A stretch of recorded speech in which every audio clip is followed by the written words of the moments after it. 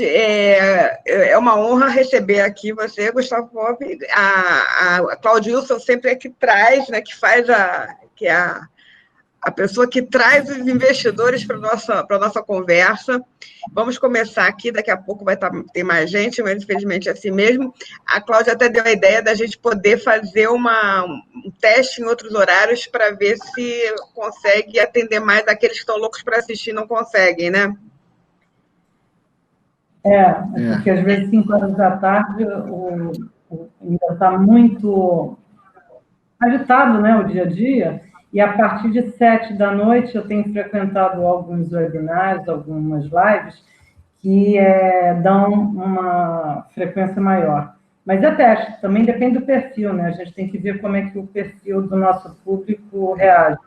Talvez na terça às 5 e na quinta jogar por umas 7 horas, 7h30. A gente pode fazer o teste para ver se a gente consegue atender mais aí o público. Bem, mas de qualquer forma é maravilhoso poder assistir vocês, e esse programa está sendo gravado, então depois ele pode ser visto novamente pelos outros. As pessoas presentes têm voz, e é lógico que a Cláudia é que manda aqui, ela é que coordena. Então, Cláudia, está com você, muito obrigada a todos pela presença, eu estou aqui desligando o meu áudio. Maria Luísa, eu que agradeço o convite. Eu sou Cláudia Wilson, sou da Biz Studio. A Biz Studio é uma empresa de apoio à competitividade de negócios nos pilares de aceleração de startup, estratégias de internacionalização e inovação corporativa.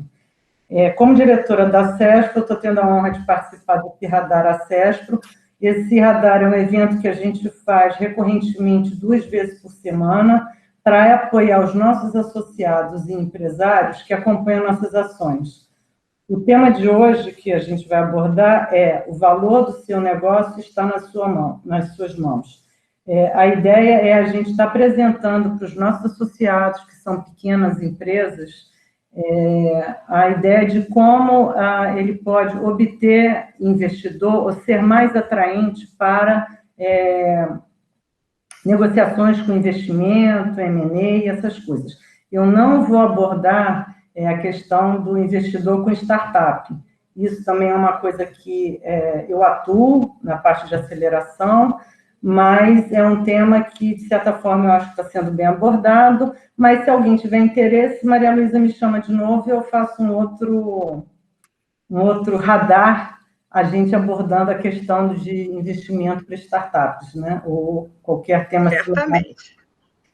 Então, eu agradeço mais uma vez o convite e gostaria de pedir para o Gustavo se apresentar, que ele é o nosso convidado de hoje, e que ele vai poder abordar melhor esse tema. Cláudia, boa tarde. Queria agradecer o convite, a Maria Luísa, você, a CESPRO, para estar aqui falando para vocês sobre esse tema, que é um tema que, na verdade, faz parte da minha vida, né, da minha vida profissional, 20 anos, mais de 20 anos. Eu trabalhei com relações com investidores na CSN, na Suzano Papel e Celulose, na Embraer, abri capital da construtora Tenda como CFO, depois empreendi e continuo hoje fazendo o advisor financeiro para diversas empresas de todos os tamanhos, desde very early stage, aquela empresa bem inicial, até na fase pré-IPO, operações de private equity. A Confiança Invest foi criada em 2017, inclusive a Cláudia participou de um dos primeiros eventos que a gente fez na Bolsa do Rio, foi no final de setembro, dia 27 de setembro, dia do aniversário da Cláudia, na Bolsa do Rio, e a gente tratou justamente do tema, foi o evento Rio Startup Valuation Forum, e a gente apresentou, desde o momento, na ótica do investidor, desde o momento inicial, onde você tem o anjo entrando, o próprio equity crowdfunding, todo o investidor venture, os fundos de venture, como que eles analisam, e depois, no final, a gente falou sobre M&A, que é um tema que a gente vai abordar aqui também, falando como que esse processo se dá e como que a gente pode transformar as empresas para se tornar, de fato, atraentes, tanto para o capital externo financeiro, como para uma operação, né, mais estratégica. Bom, passar então a apresentação? Posso fazer uns... Sim, eu vou contextualizar aqui, contar um case próprio, até tá ótimo. Conhecerem. Além de empresária, eu também sou executiva, mas na carreira de empresária, eu já tive alguns negócios. Um dos negócios que eu tive foi a Isinet, que em determinado momento no Rio foi muito conhecido. De vez em quando eu encontro as pessoas, você que estava por trás da Isinet, era eu que era a Isinet. A Isinet foi uma empresa que foi constituída para atender todo tipo de solução para o mercado corporativo de internet. Tinha a parte do provedor de acesso, mas a questão de consultoria, de o que vocês puderem imaginar no início da internet, eu fornecia. E com isso eu tinha uma carteira de cliente muito qualificada. Mas na frente o Gustavo vai abordar alguns temas sobre quanto atraente uma empresa mas vamos dizer assim, eu já tinha 2 tópicos que traziam uma atraência, uma atratividade muito grande, né? A outra questão que eu sempre me preocupei foi a questão da governança. Então, eu tinha uma preocupação muito grande com a governança e isso também me trouxe uma certa atratividade. E começaram a vir os investidores internacionais e fizeram uma vasculhada no mercado Rio, São Paulo e BH, eu diria assim, né? E eu diria que, do que eu vi da negociação que foi feita, eu fui muito bem avaliada. A avaliação que eu faço é que todo o valuation que na época eles fizeram tinham por base alguns temas que o Márcio Ferreira entrou aqui, eu confundi, que o Gustavo vai abordar, para que vocês entendam, né? Eu sou muito perguntada em função da atuação de startup, investidor. O investidor de startup, ele é relativamente diferente do outro tipo de investidor, que eu acho que é um investidor que tem mais a aderência para as empresas que são associadas da SESC. Então, eu vou pedir para o Gustavo começar a fazer aí a apresentação dele, para vocês terem uma ideia, ele vai fazer uma apresentação de 15 a 20 minutos, depois eu entro com algumas perguntas bem capciosas para ele, e em seguida a gente abre para vocês fazerem alguma outra pergunta que vocês queiram. O evento, a princípio, está previsto até às 18 horas, se a gente se estender um pouquinho, não tem problema. Então, Gustavo, tem a palavra. Então, tá bom, Cláudia. Vamos lá, deixa eu compartilhar aqui a minha tela.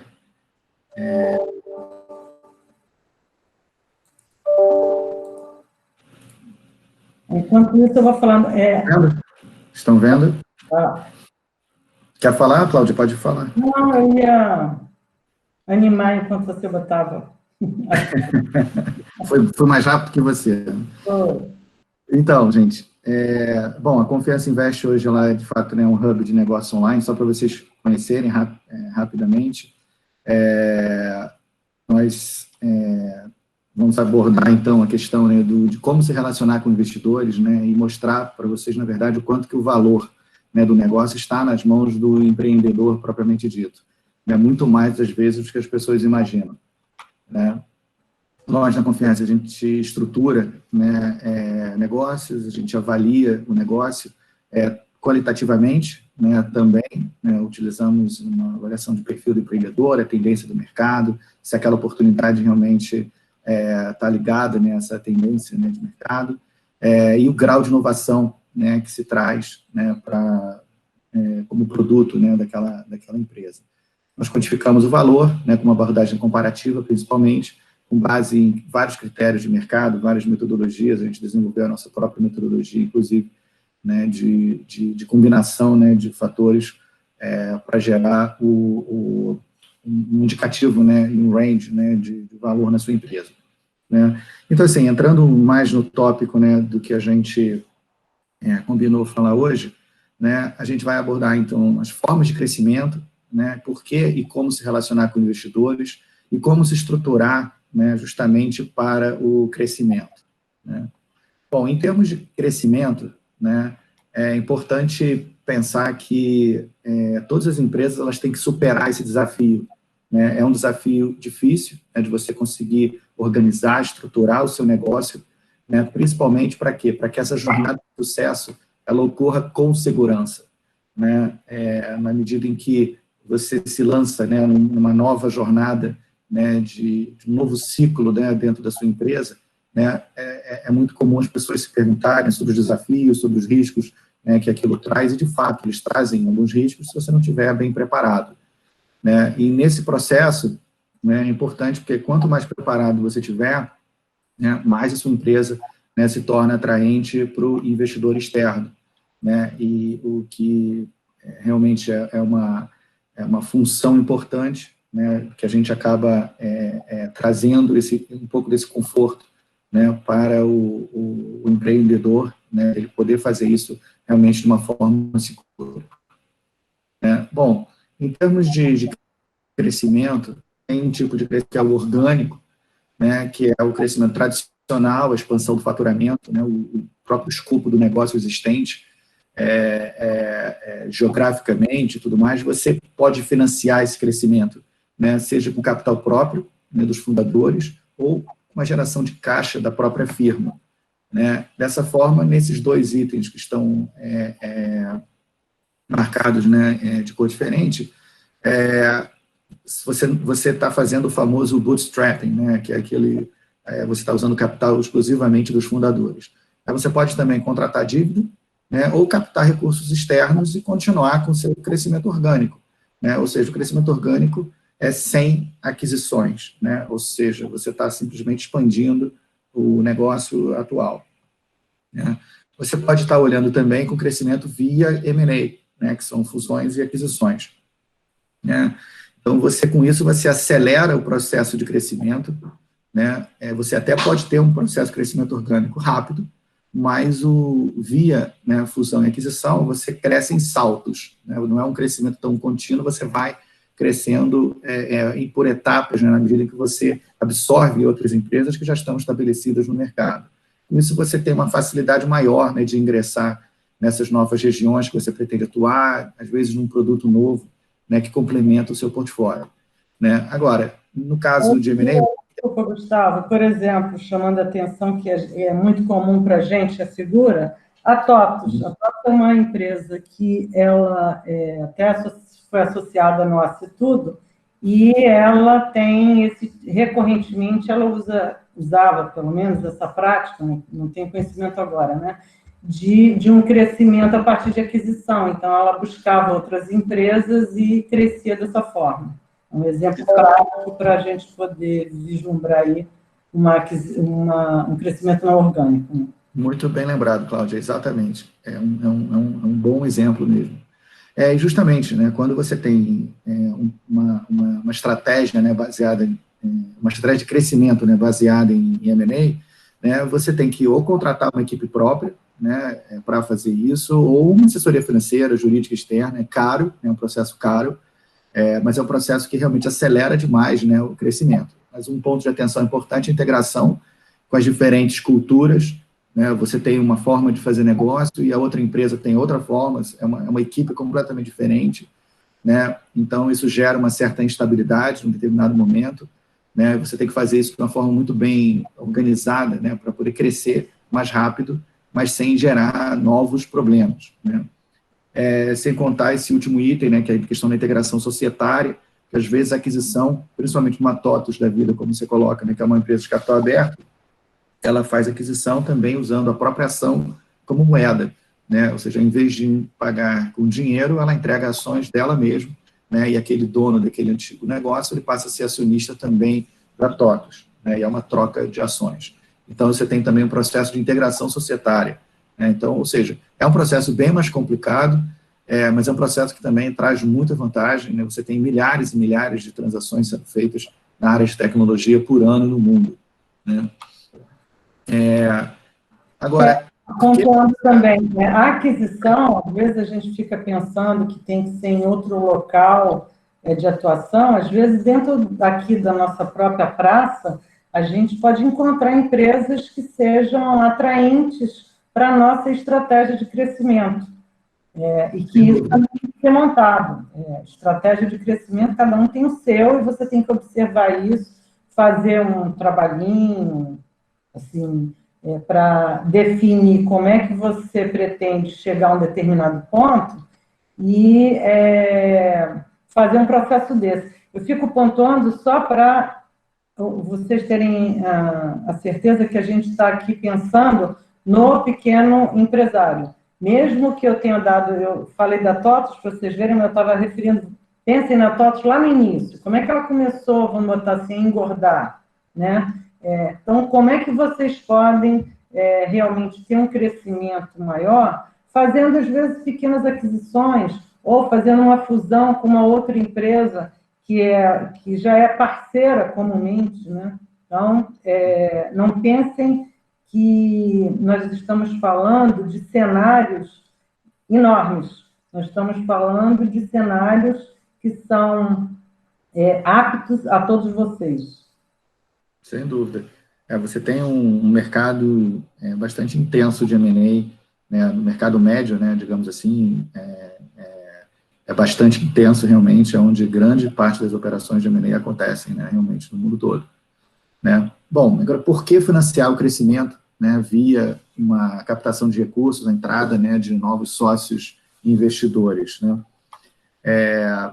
Primeiro, para acelerar o crescimento, né, a partir dessa maior disponibilidade de capital, o próprio crescimento orgânico também, ele pode crescer, né, a velocidade dele, né, em função dessa maior disponibilidade, né, você consegue fazer mais investimento, né, contratar mais gente, né, ingressar em novos mercados, né. O aprimoramento da qualidade das decisões, ele ocorre naturalmente, porque você passa a ter um sócio externo, então você tem que reportar resultados, as pessoas normalmente veem isso, às vezes, de uma forma negativa, mas é importante olhar também o lado, a metade cheia da garrafa, né, que você passa a ter decisões baseadas em fatos e dados, né, com uma melhor governança, como a própria Cláudia mencionou no início, né. E, claro, né, você passa a compartilhar também o risco associado ao negócio, você passa a ter, você tem o seu capital intelectual, todo o capital do negócio que você já criou, ele fica valorizado, né, e você consegue, com uma participação pequena no capital de um investidor, ele traz uma quantidade de recursos suficiente para você poder crescer e compartilhar, né, esse risco, né. E como que, então, a partir do momento que você traz um investidor externo, seja para crescer de forma orgânica, seja para crescer via M&A, né, como deve ser esse relacionamento, né, com os investidores? Né? Você tem que pensar que essa relação ela não vai ser de curto prazo, né, ela vai ser uma relação de longuíssimo prazo, né. Você tem que construir a sua reputação e a credibilidade no longo prazo. Então, essa que é a grande questão, né, no mercado de capitais como um todo, inclusive. Né? Todas as operações que você faz, né, fica no mercado a experiência, né, e é justamente a cada decisão que você toma com base nessas transações, vai construindo a sua reputação. A chave, né, para essa construção é justamente você ter uma boa capacidade de gerenciar as expectativas dos investidores, né, seja um investidor anjo, seja um fundo de venture capital, um private equity, ou depois, se você cresceu e abriu capital e tudo mais. Né? Mas o conceito é absolutamente o mesmo, independente do tamanho que você tem, independente do investidor que você trouxe para o seu negócio. Né? A gente tem uma máxima, né, em relacionamento com investidores, que é o quê? Né? Você se comprometer com menos, né, que é o undercommit, né, e entregar mais, né, que é o over-deliver. Né? Então, sempre esse gerenciamento dessas expectativas sempre ocorre a partir dessa construção de uma credibilidade naquilo que você promete, que você vai entregar, e você cumpre. Né? É claro que existem situações em que o mercado muda, né? A situação mesmo que nós estamos vivendo, né, tudo mudou, né? Então obviamente, você tem que rever todas as expectativas. É claro que os investidores não imaginam que numa situação dessa as coisas vão ficar iguais. Mas qual é a sua reação e qual é a sua transparência, né, nessa construção dessa nova expectativa, né, para o investidor? Né? Vamos falar um pouquinho justamente sobre essa questão da credibilidade, né? O que você faz numa situação em que você tem que divulgar a informação? Que tipo de informação você divulga, né? Então, eu vou trazer aqui, para falar de credibilidade, dois aspectos, né? Um aspecto aqui do Brasil, do Instituto Brasileiro de Governança Corporativa, do IBGC, e depois um internacional, né? Os pilares do IBGC, eles falam, né, justamente do tratamento justo, isonômico, né, dos investidores, com a equidade, ou seja, tratar de forma equitativa, né, os investidores com os mesmos direitos, ou seja, você não tem nenhum tipo de preferência, né, em relação a investidor A ou investidor B, né, principalmente numa mesma emissão, né, inclusive numa operação de plataforma de investimento participativo, né, onde você vai estar trazendo, eventualmente, 100, 200, 300 investidores para a sua base. A questão da transparência, né, de você disponibilizar informações positivas e negativas, né, para a formação da decisão, né, dos investidores. Eu vou abordar um pouquinho isso no próximo slide sobre essa questão da materialidade, né, da informação. Accountability, né, que é um termo muito usado, né, em governança, né, que é a responsabilização pelo seu ato, né, e aí é até o tema da nossa conversa hoje, né, que é justamente que o resultado está de fato nas suas mãos, né, e você se responsabiliza por ele, né. Então, o que você está fazendo para gerar mais resultado? Né, como que você presta contas, inclusive, né, diante desse processo, né, para os investidores que ingressarem na sua empresa, né, e claro, a responsabilidade corporativa, os gestores que zelam, né, pela viabilidade, né, pelo foco, né, no resultado no curto, médio, longo prazo, né, e aqui um conceito de parte interessada, né, não só você como sócio, né, os funcionários, o investidor externo, são os fornecedores, os clientes, a sociedade como um todo, né, como que você se posiciona, né, diante disso. E aí, pensando nessa abordagem um pouco mais sistêmica, né, mais holística, né, eu trago aqui conceitos importantes, né, que são os princípios, né, da Global Reporting Initiative, o GRI. Né, o GRI é uma entidade sem fins lucrativos que foi criada, se não me engano, em 1997. Eles hoje, basicamente, das 250 empresas, os grupos empresariais maiores, dos 250 maiores grupos empresariais do mundo, 95% deles usam, né, a referência da preparação dos seus relatórios anuais, da divulgação das suas informações, baseada no framework justamente do GRI. Né? E aqui eu trago, basicamente, um dos princípios, né, que é o princípio da materialidade, né, que a própria lei das SA no Brasil, né, a 6404, ela traz na questão do fato relevante, né, e ela cita lá exemplos de fato relevante, o que é o fato relevante, mas o GRI ele traz uma abordagem um pouco mais abrangente, né, de materialidade disso, ou seja, quando você cobre os tópicos, indicadores, né, que refletem os impactos, né, tanto econômicos, sociais e ambientais, e, claro, são esses que influenciam as decisões das partes relacionadas, né? Ou seja, tudo aquilo que pode influenciar a decisão, você deve divulgar, né? Mas de que forma? Né? Qual é o conceito dessa qualidade dessa informação, né, que você deve trabalhar? A primeira questão do equilíbrio. O que é o equilíbrio? É justamente divulgar as questões positivas e as negativas também. Né? Isso que traz e constrói, né, a credibilidade. Né, a consistência, né, em termos de você divulgar sempre o mesmo indicador. Você não pode chegar num determinado mês, você divulga um indicador porque ele está bom, no outro mês eu divulgo outro porque esse outro agora está um pouco melhor, e não divulgo mais aquele outro porque o primeiro está mostrando um lado ruim. Não pode, porque você perde o equilíbrio. Né, você tem que ter consistência nos indicadores, nas informações que você presta. Exatidão, né, você divulgar sempre, claro, né, de forma correta, né, a informação que você está prestando. De forma tempestiva, ou seja, de forma oportuna, de forma que você divulga aquilo que no timing correto.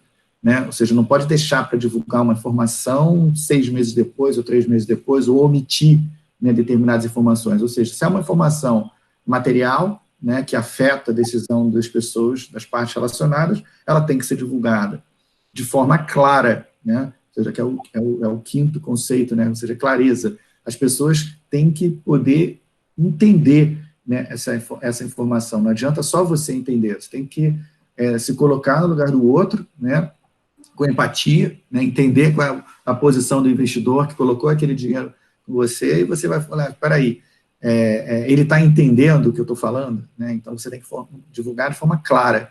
Né? E a confiabilidade tem muito a ver com a exatidão, né, mas quão confiável é o seu controle interno, né, quão confiável é o seu processo de formação dessa informação. Né? Você não pode simplesmente divulgar uma determinada informação, né, e você não tem como rastrear essa informação até o início. Né? Eu estava até discutindo hoje com uma pessoa, né, na parte da manhã sobre isso, né, vamos divulgar uma informação para um potencial adquirente dessa empresa, e como que nós vamos apresentar uma informação que ele não tenha rastreabilidade. Então, foi se construir toda a rastreabilidade da informação, até se modificaram. Né? Por quê? Porque acessou melhor os dados, confirmou tudo em relação aos controles que tinha e percebeu, né, que tinha alguma coisa equivocada e que precisava ser corrigida. Né? Então, você trabalha com isso, você tendo esses 6 conceitos na cabeça de forma plena, né, você consegue trabalhar muito bem as informações e constrói, claro, a credibilidade numa relação. Né? E aí, focando um pouco aqui na questão da empresa de tecnologia, né, o que o investidor externo busca, né, exatamente? Né? E você tem 2 aspectos, principalmente. Né? Um é a ideia original e sensacional, né? Ou seja, a sua empresa, de fato, detém uma tecnologia disruptiva. Né? Se esse é o caso, né, você não precisa se preocupar nem com o seu tamanho, né? Porque mesmo empresas que faturam pouco, né, fatura 1 milhão, 2 milhões, 3 milhões no ano, 5 milhões no ano, é uma empresa que, independente desse faturamento, se ela já tem uma tecnologia que realmente vai mudar o mundo, né, seja numa aplicação, né, mais restrita ou de uma forma mais ampla, né, todos os investidores, todas as empresas lá fora têm realmente interesse, né, em trazer essa tecnologia e claro, né, adquirir para integrar essa nova tecnologia às suas operações globais. Né? Então, se é um investidor de fora. Se você está falando também aqui no Brasil, como a Cláudia mencionou, você é uma empresa do Rio de Janeiro, você descobre uma startup que desenvolveu uma tecnologia disruptiva e que vai complementar o seu portfólio. Né? Ela pode não ter faturamento nenhum, mas ela tem valor porque ela tem uma tecnologia que vai te ajudar. E você, como adquirente, vai perceber isso. Oi? Alô? Está com o microfone aberto. Bruno, você consegue? Eu acho que fechou. Fechou? Tá. Desculpa, gente. Só para... então, assim, ou seja, a própria empresa aqui do Rio de Janeiro, por exemplo, ela pode estar interessada em comprar uma empresa que tem essa tecnologia em outro lugar, né, e vai integrar, ela já tem onde aplicar isso, né, seja aqui no Rio, seja na região sudeste, no Brasil como um todo. Né. Esse é um dos temas, né, que é muito procurado, né, ou seja, realmente você tem essa tecnologia. Isso é muito difícil, né, aquela famosa mosca branca, né, você ter essa tecnologia realmente, né, o mundo inteiro trabalha intensamente sobre isso, né, então é muito difícil realmente você se destacar. Né. Agora, uma outra forma, né, de se tornar atraente, que os investidores de fato externos, né, buscam, né, numa aquisição de uma empresa no Brasil, essa sua empresa pode atuar como plataforma de expansão regional para o negócio dele. Né? Ou seja, a sua empresa já tem mercado para ser considerada uma plataforma de crescimento, né, ou, eventualmente, ampliação do escopo, né, mas um escopo global, né, de atuação. Né? Aí, claro, nesse caso, faturamento realmente importa, as margens e, principalmente, né, a forma de contratação desses clientes já é importante e ele vai ser, essa forma, tudo isso, né, o faturamento, a margem, tal, a rentabilidade, vai ser chave para a definição do valor, né, porque você já está falando de uma empresa já estabelecida, num porte médio, né, que vai poder ganhar, já tem massa crítica suficiente para se tornar realmente essa plataforma de expansão, seja no Brasil, ou seja até na própria América Latina, né, dependendo da atuação tanto da empresa local como da adquirente. No caso da EasyNet, que eu comentei, aquela empresa que eu tinha, uma das coisas que eu observei que os investidores analisaram foi a qualidade do meu cliente. Então, na época, eu tinha clientes, pessoa jurídica, basicamente não eram pessoas jurídicas, mas eram empresas muito boas, eram empresas realmente importantes. Então, isso realmente pesou na decisão de avaliação que eles fizeram. Eu estou pontuando isso porque, às vezes, uma das estratégias que podem ser aplicadas é você fazer uma estratégia de que eu vou apostar numa qualidade de cliente melhor para eu ser mais atrativa dessa forma. Com isso, eu também posso ter uma carteira menor. Por outro lado, eu também posso montar uma estratégia em que eu vou aplicar quantidade. E eu não tenho que me preocupar tanto com a qualidade do cliente. Então, isso é uma questão que pode ser observada também. Mas, de qualquer forma, eu imagino que os seus clientes, esses bons clientes que você tinha na EasyNet, certamente você tinha contratos com eles, né? Não, sim. Então, tem muita gente que tem cliente e não tem contrato. Né? É a questão da governança que eu passo mal. Exatamente. Contrato, pessoa física misturado com pessoa jurídica, aquela farra do boi, vamos dizer assim, que não dá em nada, nem festa do boi. E aí, tem um indicador que é utilizado em M&A, né? Normalmente você tem um indicador, né, de Total Customer Value, né? Mas no M&A você tem o Total Contract Value, né, que é a mesma sigla, né? Mas justamente você tem quantos clientes você tem com um contrato de longo prazo. Eu estou comprando o que exatamente? Eu estou comprando um contrato, aí você vai olhar o contrato, esse contrato vence, já venceu, ele já está sendo renovado automaticamente há 5 anos, e ele vence em 30 dias, você pode rescindir. O que esse cara está comprando? Quem está comprando essa empresa está comprando a expectativa de que tudo vai continuar no mesmo, mas não tem uma força contratual meio que garantindo que aquela receita vai acontecer nos próximos anos. Ele não tem nem tempo, ele pode não ter nem tempo, né, de permanecer, porque os clientes podem simplesmente falar, obrigado, não quero mais, 2 meses depois dele adquirir. Né? E o que, no fundo, as empresas compram, a não ser que você tenha, né, uma fábrica, eles estão comprando justamente a relação contratual que existe, né, entre a empresa-alvo e os seus clientes. Né? A maioria dos associados à SESC, por exemplo, realmente são empresas de prestação de serviço, que é esse tipo de produto, né? Vamos botar assim. É serviço. E independente, né, do caminho a ser adotado, né, o modelo de negócio precisa estar bem estruturado, né, para crescer de forma organizada. Né? Ou seja, você vai crescer de forma orgânica, vai crescer por M&A, você vai captar externamente ou não. Né? Você sempre tendo esse modelo estruturado, você cresce de forma organizada, né? Ou seja, você associa um bom negócio a uma boa gestão. Né? Ou seja, essa que é a grande chave, né? É por isso que está muito, né, no seu alcance, né? Que é basicamente a forma de você gerenciar o crescimento, né, e tornar, né, o seu negócio realmente atraente, seja para o investidor financeiro externo ou para uma aquisição. Né?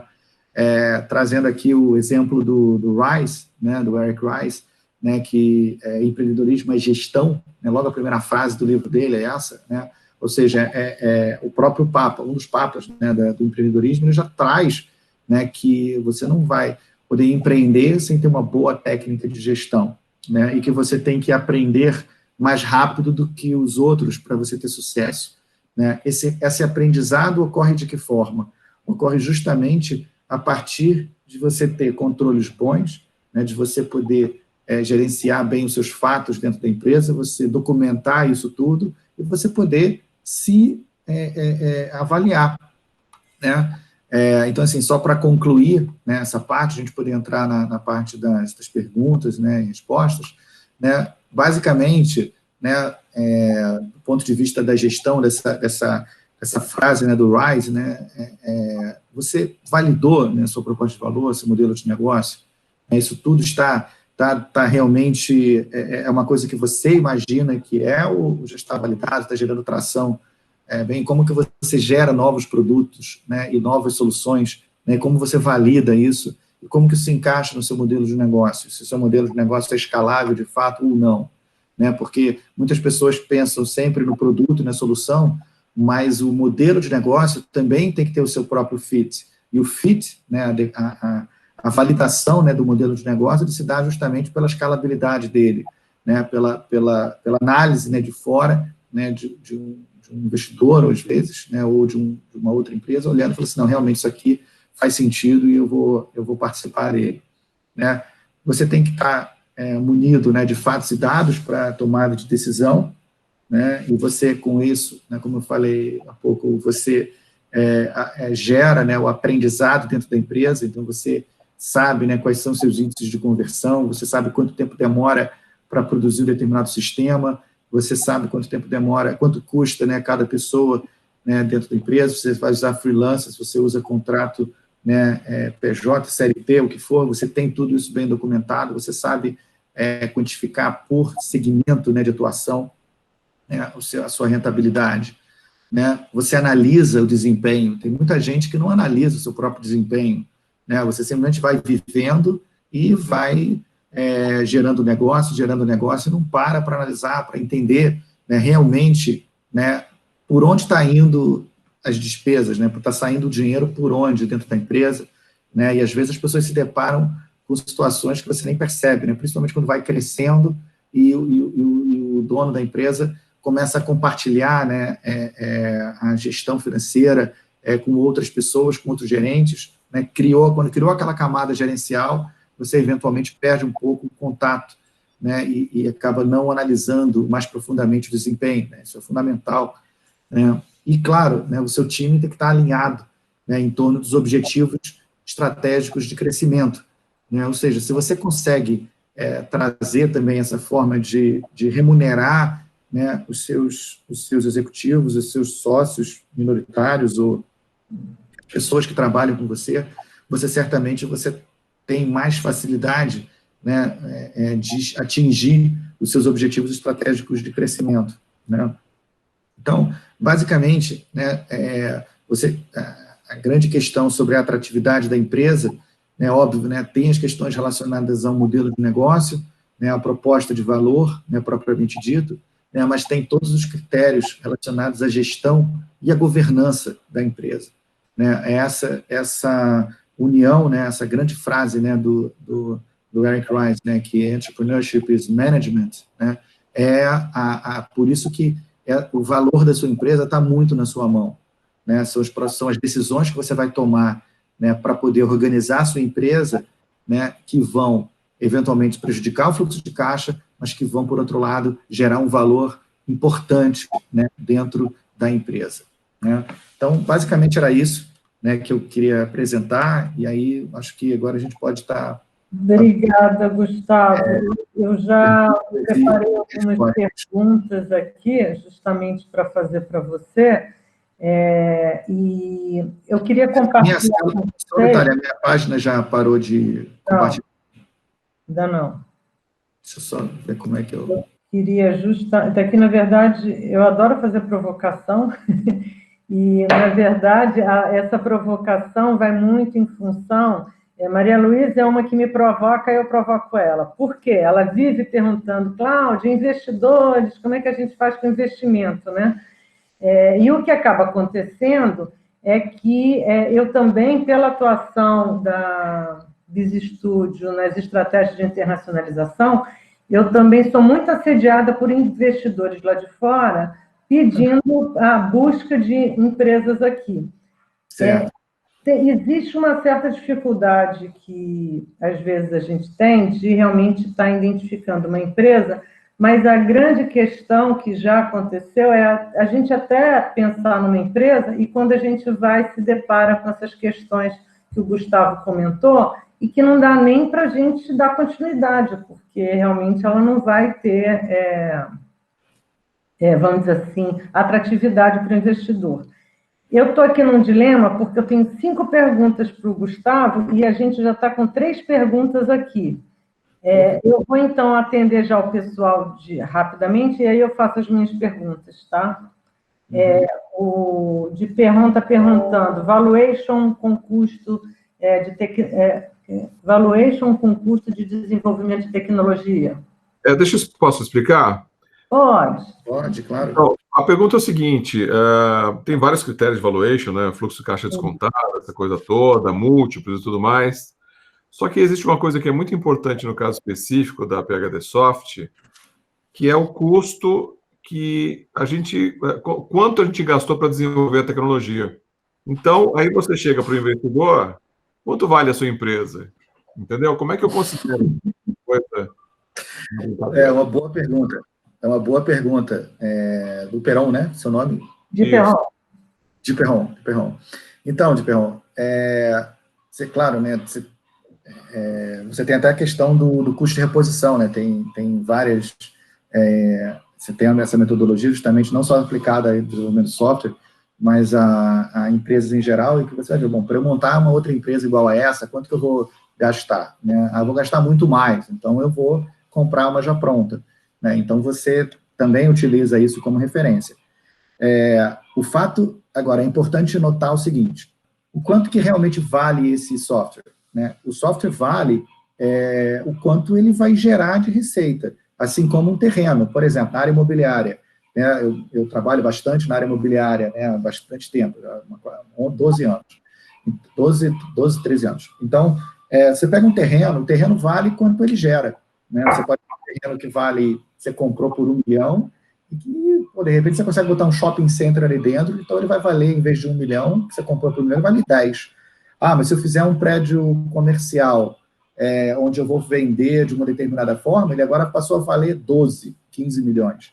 Né? Então, cada utilidade daquele ativo que você tem, né, é que vai gerar um fluxo, sim, um fluxo de caixa. E, na verdade, o seu fluxo de caixa descontado, por exemplo, se você, inclusive, se você projeta o caixa da empresa, né, se você chega à conclusão de que ela não vai gerar, significa que você tem que fazer um chamado write-off, né? Você tem que, inclusive, pegar esse ativo que você gastou, investiu, e se o seu fluxo de caixa descontado não chega nem a isso, né, significa que você tem que fazer o chamado impairment, né? Você tem que reduzir o valor contábil desse ativo, porque ele não tem mais valor apesar de você ter gasto, o valor do fluxo que ele gera não é compatível com o que você gastou. Pelo contrário, você vai ter todo o lucro relacionado a ele.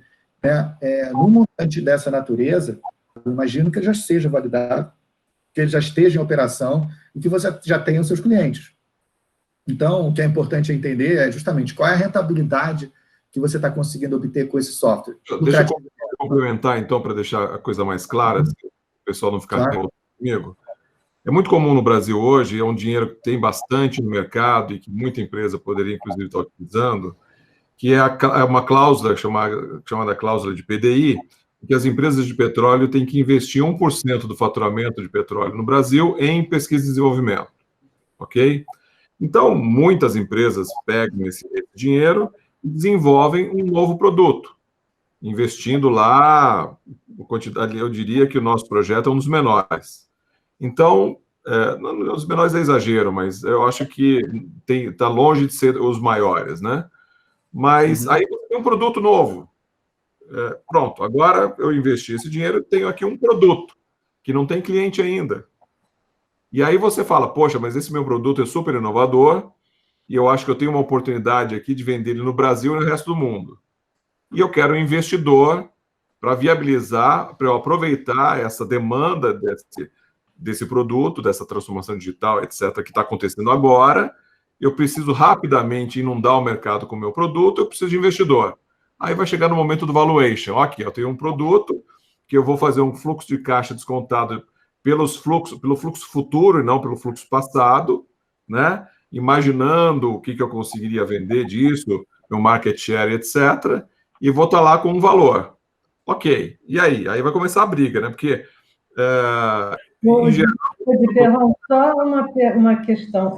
Até quando eu trato com startup, e isso é muito comum de saber qual é o valuation de uma startup, qual é o valuation de uma empresa, a recomendação que sempre é feita, você utilizar mais de um método de valuation para você chegar num valor médio. Que aí, quando você fica pontuando só em termos de fluxo de caixa descontado, você fica preso naquela metodologia que não necessariamente se encaixa a seu cenário, que é o que você está descrevendo. Então, quando você busca outras metodologias, você consegue chegar num valor médio.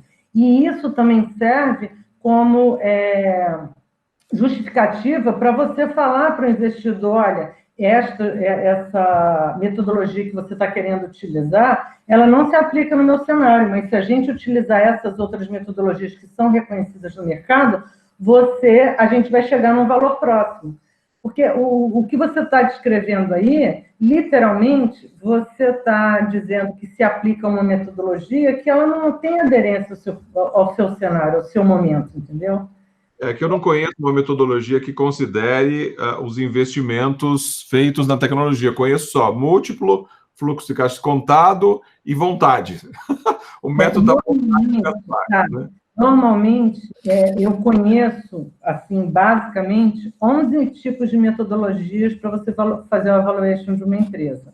E é claro que cada uma melhor se adequa ao cenário de cada perfil de empresa, né? Agora, o que é importante, que isso aí eu vou voltar lá nas startups, né, que eu brigo muito com elas, é que elas fazem assim e dizem, minha empresa vale tanto. Não quero saber quanto sua empresa vale pelo vento, entendeu? Você tem que encontrar as metodologias que mais se adequam ao seu cenário e você trabalhar em cima daquilo, porque ali é um critério, e com isso você consegue justificar por que você está valendo aquele valor. Você pode chegar à conclusão que nenhuma das metodologias existentes se enquadram no cenário que você está querendo descrever. Aí é outra questão que você tem que saber negociar, mas critério você apresentou para o cara e mostrou, olha, isso daqui meu valuation a partir disso. Eu entendi que o Gustavo falou que o preço está ligado com a disposição que alguém de comprar, né? Então, se aquele terreno que gastou tanto, mas vai construir um shopping, ou um prédio, ou um condomínio, tem um valor diferente, então por isso é que ele tem um valor, não é isso? Basicamente, Perron, eu acho assim. O terreno tem uma visão e você tem outra. Você tem que convencer ele que o seu terreno vale quanto você está acreditando. Então, é isso que eu estou dizendo para o Di Perron. Ele tem que dar bases e critérios para que o cara entenda que aquilo ali vai dar resultado. E vamos lembrar, né, quando eu falei do investidor externo, do interesse do investidor externo, como o Di Perron está citando, né? Poxa, se gastou uma fortuna no desenvolvimento de uma solução. Né? Essa solução ela pode até não estar sendo utilizada ainda, né? Que é aquela figura da lâmpada acesa, né? Diante de todos os outros apagados. Né? Se você tem uma solução que ela é inovadora, ela não precisa ser eventualmente disruptiva, mas ela é inovadora, com uma aplicação que ninguém tem ainda. Né? Isso, independente de você ter receita ou não, você tendo uma validação de alguns clientes, né, do interesse em contratar, né, claramente você tem. E, como a Cláudia colocou, existem vários métodos, né, para você, e também na parte da negociação, estratégias de negociação, para você poder usufruir desse valor, né? Mesmo que ele seja, num primeiro momento, seja meramente uma reposição do dinheiro que foi gasto, né? Mas você pode estar atrelando, né, parte do ganho, né, do que você vai ter e da participação que você tem na empresa, o que o investidor tem na empresa, em função do desempenho que esse sistema vai ter daqui para frente. Então, existem formas, sim, de trabalhar, mesmo que não seja, depende da estratégia de negociação e de como você vai conduzir, né, esse processo de M&A, porque é uma dança, né, esse processo de M&A é toda uma... um xadrez, um tabuleiro de xadrez, né, que você vai estar atrapalhando em diversas peças e diversas jogadas, né, para conseguir completar. né? Realmente o Di Perron, como um bom engenheiro, está cartesiano. Não é assim, Di Perron? Deixa eu ir aqui agora para outra pergunta. Cadê? Aí o Di Perron fez isso. Legado circular, desculpa, eu não sei quem é, mas aqui a gente não está falando especificamente de startup. Então, eu disponibilizei meu celular aí, você liga para mim e eu e o Gustavo conversamos com você sobre essa questão do investidor com startup em fase de validação, tá bom? O Márcio Barroso... Oi, Márcio. Como analisa o baixo apetite ao risco dos investidores no Brasil e como vencer esse desafio? Eu fiz uma pergunta similar, vou fazer a pergunta similar para o Gustavo, mas deixa o Gustavo responder para o Márcio e depois a gente continua. Obrigado. Da questão do que o Márcio colocou, né? Como analisar o baixo apetite a risco, né? No Brasil. Na verdade, você tem uma situação, né, que hoje o Brasil está barato, né? Então, surgem diversas oportunidades, né, no Brasil hoje, né, de aquisição. Né? Essas oportunidades, elas, na medida em que você tem uma situação de dificuldade financeira, né, que está no mundo todo, né, você vê, né, empresas que estão tendo uma dificuldade de caixa, né, e elas acabam cedendo uma parte do capital para esses investidores. Né? Eu não diria que há um baixo apetite ao risco de investidor no Brasil. Né? Eu não sei se seria esse o caso. Né? É mais uma questão de que no Brasil os ativos hoje estão muito baratos, né? Como caíram, todos os ativos caíram no mundo todo, né, de preço, haja vista a Bolsa. Hoje, no caso, a Bolsa está voltando, né, já vem voltando há um certo tempo, né, e todos os ativos voltam a começar a recuperar, né, seu valor em função da perspectiva, né, pelo menos a percepção, né, de que as coisas vão começar a melhorar. Que lá fora, inclusive, acho que o mercado está se abrindo novamente e tudo, então você está começando a ter uma expectativa de retorno a uma nova normalidade. E, então, não diria um baixo apetite ao risco, mas é uma situação geral, né, de que todos os investidores estão, por um lado, vendo diversas oportunidades, por outro, eles estão pensando muito antes de fazer o investimento, né, e selecionando.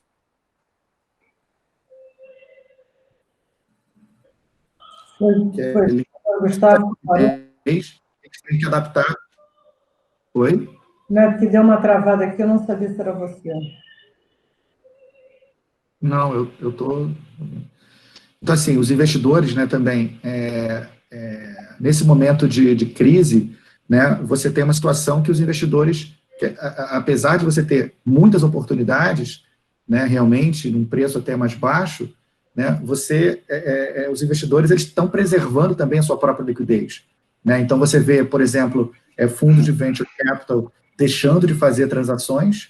Né? Por quê? Porque eles estão focados em conseguir aprimorar e resolver os problemas dos investimentos que eles já fizeram, né? Das investidas que eles já fizeram antes.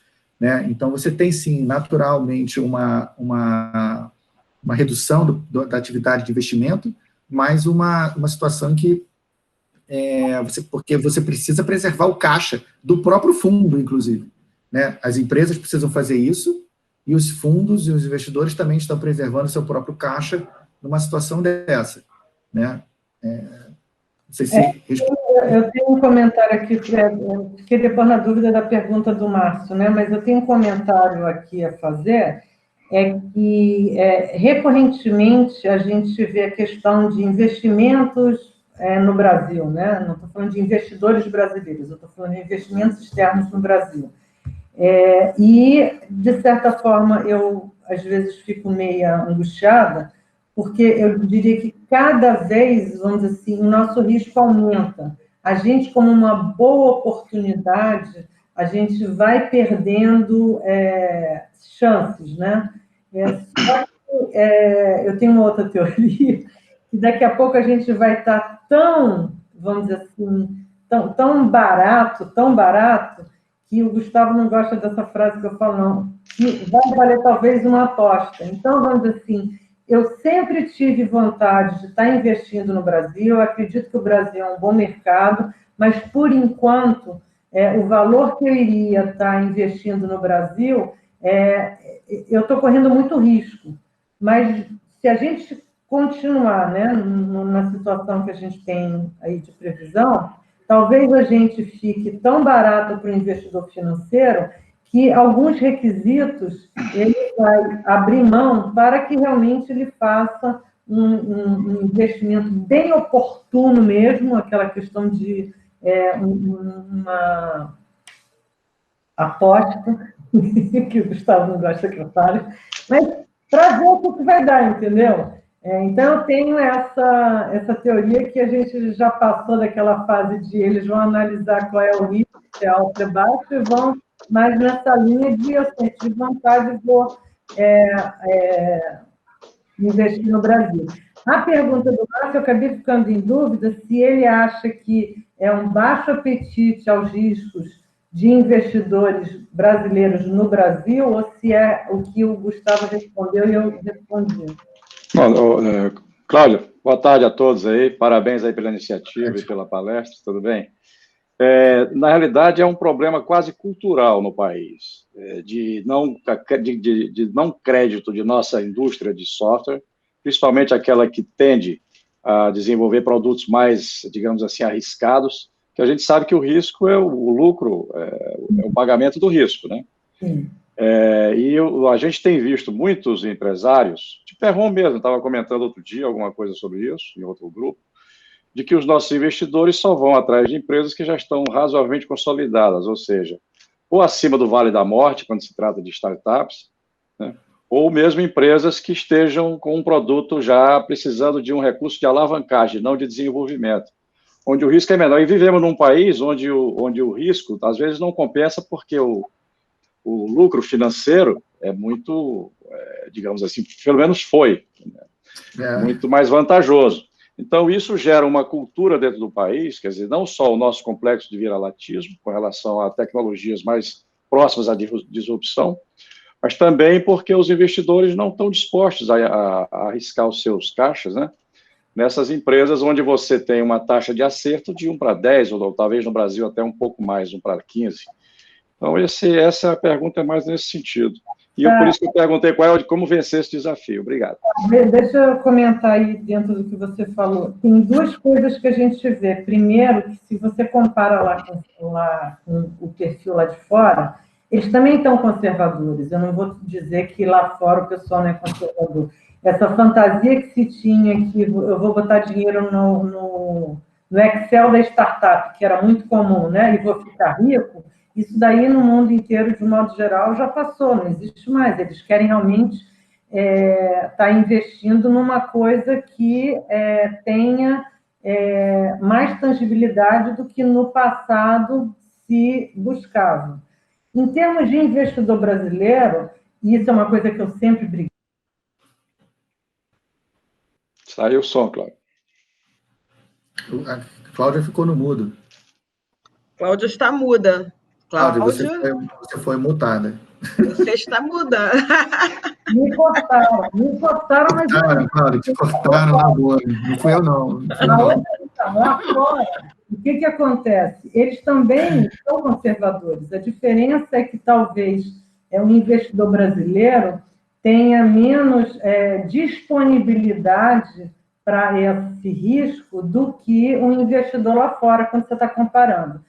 Se você comparar todo mundo aqui, o que a gente cai é na questão de que acabou a ideia de você ter risco no Excel e o pessoal está conservador de qualquer maneira. Em termos culturais, de startup, uma coisa que eu sempre promovi, sempre promovo, e até por isso que eu me aproximo mais do Gustavo, é a educação. Realmente a gente tem que disseminar mais a cultura de investimento para o brasileiro que normalmente a gente não tem. A gente tem mesmo muito fraco bolsa de valores, mas no resto não se tem. Cláudia, falando nisso, eu queria fazer uma observação. Na semana passada, na quinta-feira, nós recebemos o Vladimir Carvalho da Alterdata, e ele falando que ele tem 1.000 e tantos funcionários, e ele disse, o Rio de Janeiro, a maioria dos empresários de TI do Rio de Janeiro,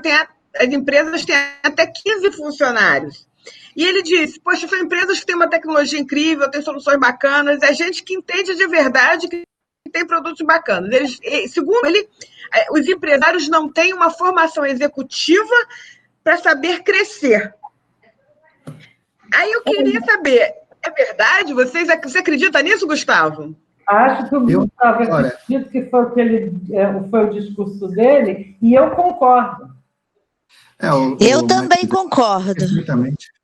Eu acho assim, fundamental, né, esse ponto, né, e é justamente essa falta, às vezes, de foco na gestão, realmente, até do próprio autodesenvolvimento do dono, né?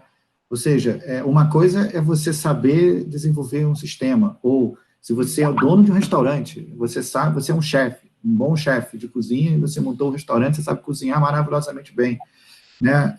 Mas uma coisa é o ofício propriamente dito, né, core do negócio, outra coisa é a gestão, né? E muitas vezes se deixa de lado isso, né? Se deixa de lado toda essa questão da governança. É caro, né? É caro demais, é caro ter um contador, né? É caro ter um contador bom, né? Mas quando você vai pensar nos benefícios que esse contador bom pode ter para você, né? Você acaba vendo que você, na verdade, poderia ter tido não somente um custo com aquele contador, né? Você poderia ter muito mais do que isso, você podia ter controles internos auditáveis, que facilita na hora de uma operação, você poderia ter balancetes por segmento, né? Ou seja, você tem 2 áreas de negócio, você sabe ver realmente o seu desempenho por área de negócio, né? Controles, ou seja, todo tipo de controle, relatório financeiro, né? Tudo isso, né, ajuda na tomada de decisão. E aí volto naquela questão, né, que eu coloquei no último slide, né, que é como que você analisa seu desempenho? Você, de fato, analisa seu desempenho? Né? Então, é isso que que falta, né? E realmente, eu não diria, eu não restringiria isso às empresas de tecnologia. Eu encontro isso, na verdade, em todos os setores. São poucas as empresas que realmente focam e priorizam, né, processos de gestão melhores, né? E inclusive no próprio desenvolvimento do empreendedor, do fundador, dos seus sócios, né, dos seus executivos principais, né, porque realmente isso gera custo, treinamento gera custo, como eu falei, um contador mais caro gera custo, mas, assim, você ter dados e fatos, né, até o próprio sistema de gestão, né, você ter um bom sistema de gestão, né, contribui para o negócio, né, para o valor do negócio. Agora, eu queria também só aproveitar, colocar uma questão para o Márcio, né, que o Márcio falou um ponto muito importante, né, que é a cultura, né, do investidor brasileiro, né, focado no rentista, né, aquele rentista, que é o quê? Aquele que gera, que investia, né, com o título do governo e ficava ganhando 10%, 12%, 15% ao ano. Hoje, você não tem mais isso, né? Então, a gente está diante de uma mudança de paradigma, né? A gente está vivendo essa mudança. O problema é que a gente está vivendo essa mudança de paradigma numa situação de mercado horrorosa, né? Numa situação de contorno, né, de uma Covid-19 completamente que tirou o tapete de todos, né, no mundo todo, né? Então, a gente não está vendo o benefício que já está sendo, né, de uma taxa de juros, né, onde a gente tem pela primeira vez na história, né, uma taxa de juros real negativa no Brasil, né? Então, se você deixar o dinheiro aplicado ganhando 3% na Selic ou menos, né, que você vai ter que pagar imposto de renda e tudo mais, sua rentabilidade é 2,5% e tal, e a sua inflação é 3,5%, 3,7%. Então, você está perdendo dinheiro real aplicando no título público federal Selic. imagina o que é isso, né? É uma situação inusitada no Brasil. Então, as pessoas estão se movimentando, né, para investir em novas formas de realmente gerar dinheiro. Você tem que investir na economia real, né? Então, todos os setores vão se beneficiar. Então, a gente está diante de uma pandemia, isso não está transparecendo, né? Só quando o empresário está pegando dinheiro a 3% ao ano, né, para poder pagar a folha, para poder se manter, então está todo mundo naquela dúvida, aí ele vê os 3%, que é barato, que dá para colocar, mas o investidor, ele não está encontrando ainda, porque realmente é um ambiente ainda de muita incerteza, né, muita incerteza, mas a expectativa é de uma retomada forte, né, a partir do momento que a pandemia esteja controlada. Né, já está aí, pai? Né? Então, eu acho que é uma mudança de paradigma importante, Márcio, né, que a gente vai viver em breve. Tá? Ok, obrigado, Gustavo. Fiquei satisfeito com a resposta e com as observações da Cláudia. Um abraço. Obrigado, um abraço. Eu vou voltar a Maria Luísa, né? Eu, outro dia, estava assistindo uma... Já tinha conversado sobre isso com o Vladimir, outro dia ele estava reforçando, né, da Alterdata. O momento da dificuldade que isso, eu já passei várias vezes, e vocês também, em que a gente tem que largar o operacional e virar para o estratégico, para a gestão. Quem realmente vem como nós, né? E aí até como o Gustavo está falando, mesmo que seja um chefe de cozinha, né? Você largar a parte operacional, parar de desenvolver um sistema de um programa e passar para um olhar de gestão é difícil. Independente se você tem capacitação ou não, você tomar essa decisão é um passo difícil. A não ser que você já nasça com aquela questão de que sou executivo, mas normalmente o que acontece com as empresas pequenas é que vamos dizer assim, o dono, ele começou lá embaixo, ele começou no operacional.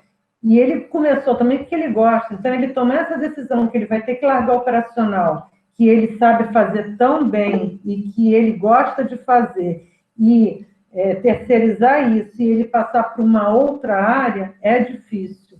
E ainda envolve a questão de você ter a capacitação ou não. Então, isso é muito comum e é um problema sério.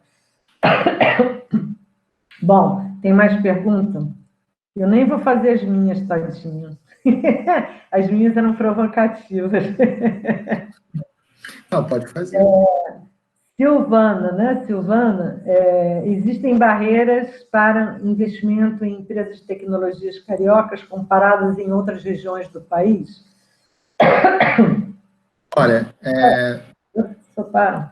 não vejo bairrismo na decisão de investimento. Acho que esse é das últimas coisas, dos últimos critérios, né, para um investidor. Eu acho que se é aquela coisa, se o investidor está preocupado com isso, eu diria que ele não é um bom investidor para entrar na sua empresa, né?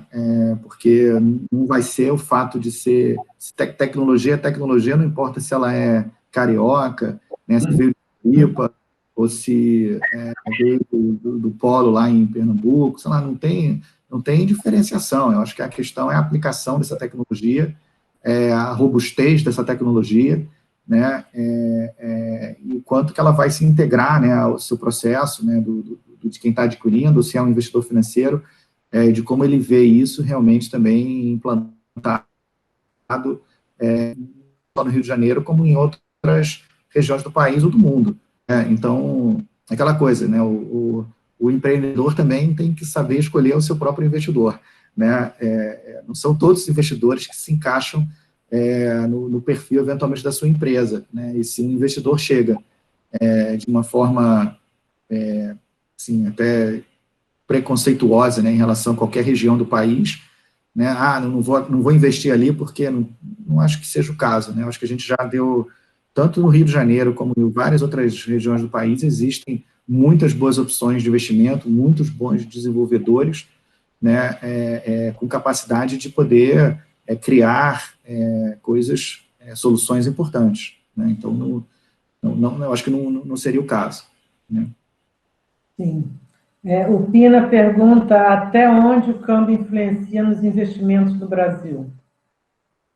Bom, ele influencia de uma forma interessante, né? Porque o câmbio, sim, tudo depende da expectativa com relação ao câmbio, não é o câmbio em si, né? O câmbio em si, ele está naquele patamar hoje, mas qual é o câmbio daqui a 1 ano, 2 anos? Né? Quanto custa o hedge cambial também, né, a ser feito? Tem várias questões que devem ser consideradas, porque a gente sempre pensa, né, que o câmbio agora está barato, né? Comprar a empresa que antes se custava 20 milhões de reais e ela era 5 milhões de dólares, agora ela é 4 milhões de dólares. Então está mais barato. Sim, mas aquele fluxo de caixa que está sendo gerado em reais também vai gerar menos dólar, né? Se você acredita que o câmbio vai permanecer nesse patamar novo. E tudo indica que sim, né? Você vai ter um patamar novo, sim, de equilíbrio, porque quanto menor a taxa de juros, maior é a taxa de câmbio de equilíbrio, né? Isso você aprende nas aulas de economia, né? Então, na medida em que você tem menor atratividade, né, do investidor externo na renda fixa brasileira, né, você passa a ter menos investidores externos colocando dinheiro no Brasil, né, para ter essa rentabilidade fixa, né? A questão eles também vão procurar investimentos diretos, né? O que vai acabar acontecendo é que você vai ter mais investimento direto no Brasil, sim, né? E claro, com o potencial de crescimento do Brasil, que o Brasil é o país das oportunidades, né? A gente sempre fala e tem acontecido em vários setores, né? Várias posições de crescimento.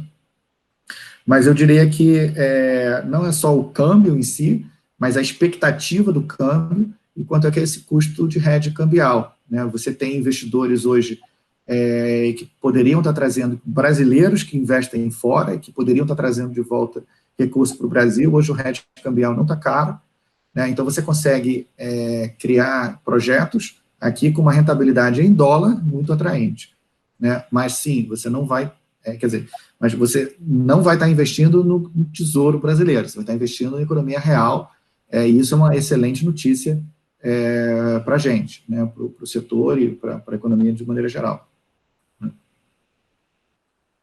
Bom, alguém tem mais algumas perguntas aqui? Acabaram. Alguém gostaria de fazer mais alguma pergunta?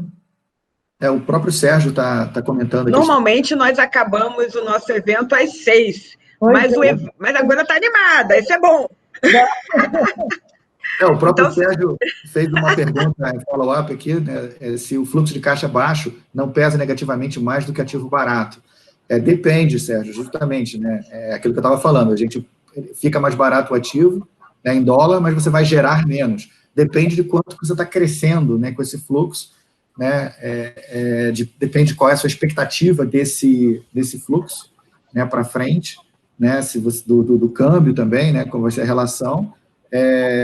Os dois vão pesar, né, porque o que importa é justamente no fluxo de caixa descontado, é o quanto que você investe e o quanto que você recebe. Nesse caso, seria em dólar, né? Então, você faria todo esse fluxo para o investidor externo, ele vai olhar isso em dólar e ele vai ver as duas questões, né, vai ponderar as duas questões. Agora, a taxa de retorno, né, normalmente dos projetos no Brasil, ela supera em muito a taxa de desconto internacional, né? Então, normalmente é bastante atraente, né, o investimento no Brasil, né, o investimento de risco no Brasil. Tá? Bom, então, para que a gente seja convidado de novo, a gente vai encerrar hoje aqui. Agradeço a presença de todos. Se alguém tiver mais alguma pergunta, a gente está disponível, vocês mandem por e-mail. Essa pergunta, entre em contato, meus telefones estão aí, meus contatos em redes sociais, o do Gustavo também. E agradeço mais uma vez a oportunidade da Maria Luísa, a proposta que realmente foi trazer para empresas pequenas e médias opções, entender qual é a realidade de investimento, já que Maria Luísa perturba muito com isso. Espero que cada dia eu consiga responder ela aí mais um pouquinho, né? E estamos aí. Obrigado para todo mundo.